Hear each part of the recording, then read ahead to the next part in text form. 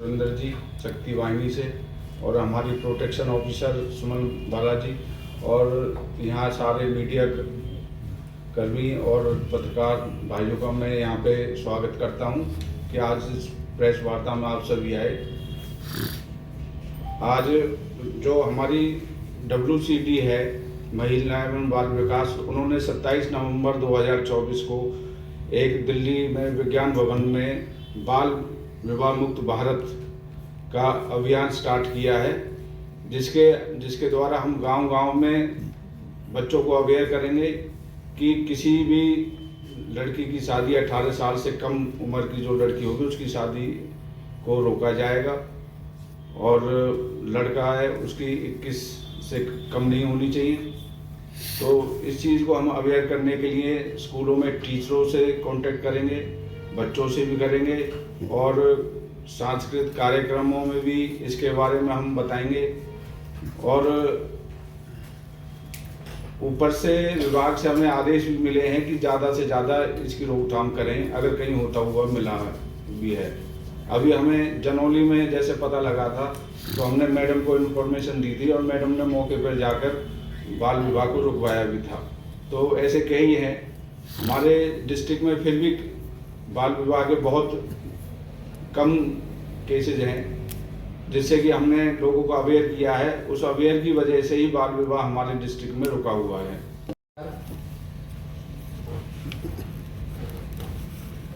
मैं सुरेंद्र रावत, शक्ति वाहिनी MDD ऑफ इंडिया का साझा प्रोग्राम चल रहा है जो कैलाश सत्यार्थी चिल्ड्रन फाउंडेशन की तरफ से हमको मिला हुआ है और पूरे देश भर में ये प्रोग्राम चलाया जा रहा है।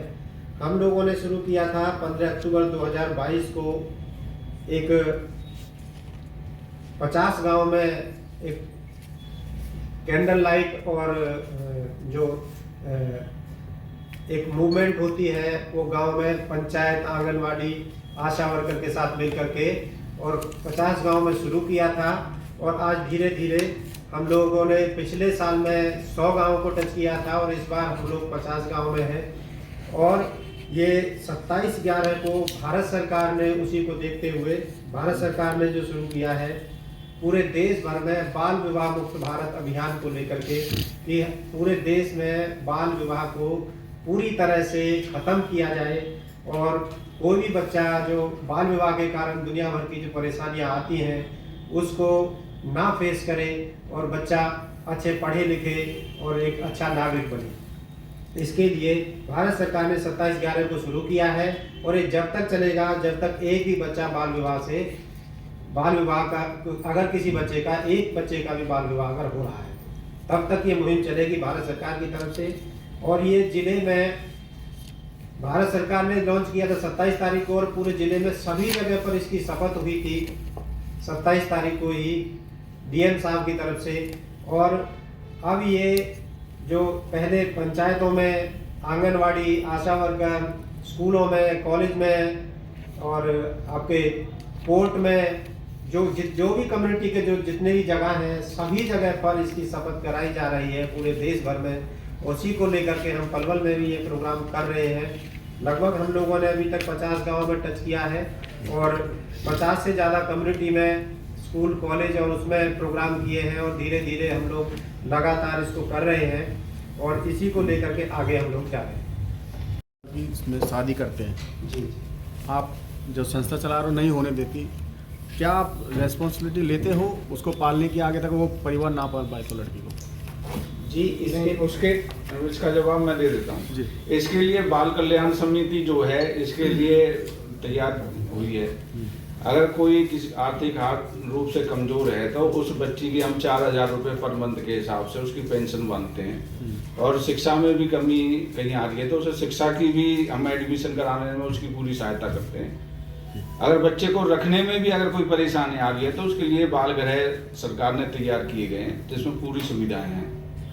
एक बिल पास हुआ है लोकसभा में कि लड़की की उम्र भी 21 होनी चाहिए और लड़के की शादी की उम्र 21 होनी चाहिए। क्या है उसमें? अभी सरकार द्वारा नोटिफिकेशन नहीं आया है। जब तक कोई भी एक्ट है, नोटिफिकेशन हमें गाइडलाइन जारी नहीं होती तब तक हम उसको नहीं मानते। फिलहाल हमारे पास 18 और 21 है। अच्छा, प्रदेश भर में बाल विवाह के कितने मामले आए हैं पिछले 2 या 3 साल में, और पलवल की क्या स्थिति रही हमारे है? पास एक साल में 15 चाइल्ड मैरिज आई हैं, उसमें 2 फॉल्स इन्फॉर्मेशन है।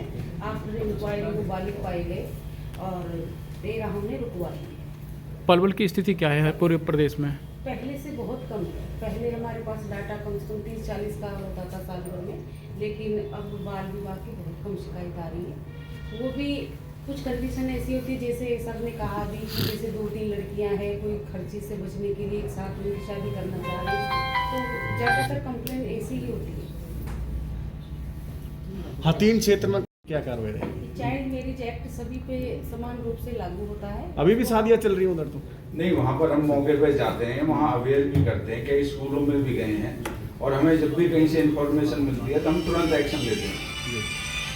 देखिए, सबसे जरूरी जो पार्ट होता है वो होता है जागरूकता। कोई भी बुराई है, उस बुराई को हम लोगों तक उस बुराई के दुष्परिणामों को बताएं और लोगों को जागरूक करें। वो सबसे जरूरी पार्ट होता है किसी भी बुराई को दूर करने के लिए।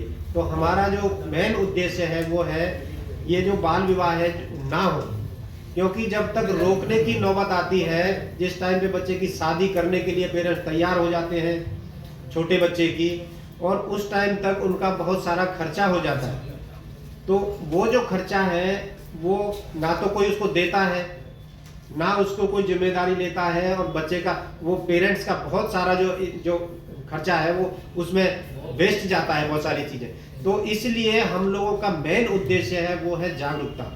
जब तक लोगों के दिल में, लोगों के दिमाग में ये सब चीज़ें नहीं भर दी जाएंगी कि बाल विवाह से कौन कौन सी बुराइयां आती हैं, कौन कौन सी समस्याएं आती हैं, बाल विवाह क्यों गलत है, ये सब चीज़ों को बताने के लिए जागरूकता बहुत ज़रूरी है।